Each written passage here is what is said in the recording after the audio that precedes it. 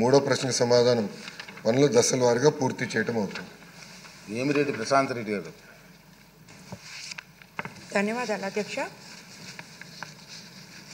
పునాది బాగుంటే భవనం పటిష్టంగా ఉంటుందనే విధంగా బడులు బాగుంటే విద్యార్థుల భవిష్యత్తు బాగుంటుంది అధ్యక్ష.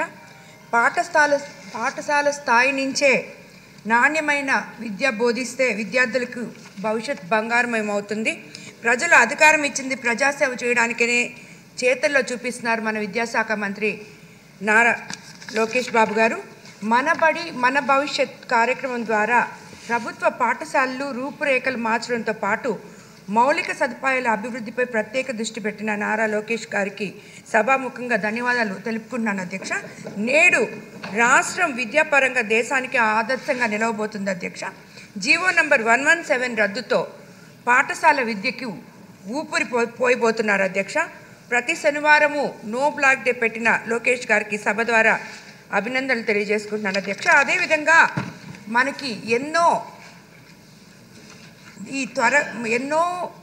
బిల్డింగ్స్ మనకి సగంలో ఆగిపోయినాయి అధ్యక్ష.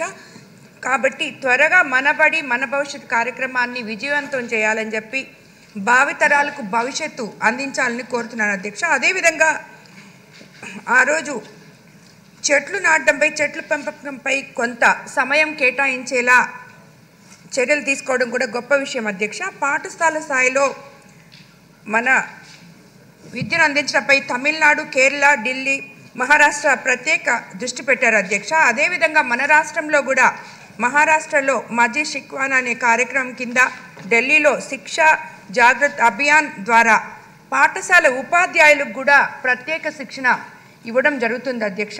ఇక్కడ మనము స్కూల్స్లో అధ్యక్ష ఈ మనబడి మన కార్యక్రమంలో మనము పేరెంట్స్ని ఇన్వాల్వ్ చేశాము. అదేవిధంగా స్కూల్ కమిటీస్ వేశాము, అన్నీ వేశాం. కానీ అక్కడ ఆల్రెడీ ఉన్న టీచర్సు ప్రాపర్గా వాళ్ళు శిక్షణ వాళ్ళకి కూడా కొంచెం మనం శిక్షణ ఇవ్వగలిగితే, ఎక్కడో మారుమూలు ఉన్న స్కూల్స్లో ఉన్న టీచర్స్ అయితే అసలు వాళ్ళకి సబ్జెక్ట్ అనేది ఏమీ లేదు అధ్యక్ష. ఎలా అపాయింట్ చేస్తున్నారో కూడా తెలియటం లేదు అధ్యక్ష. పోనీ మనం ఇచ్చాం కాబట్టి వాళ్ళకి అందరికీ కలిపి ఏదైనా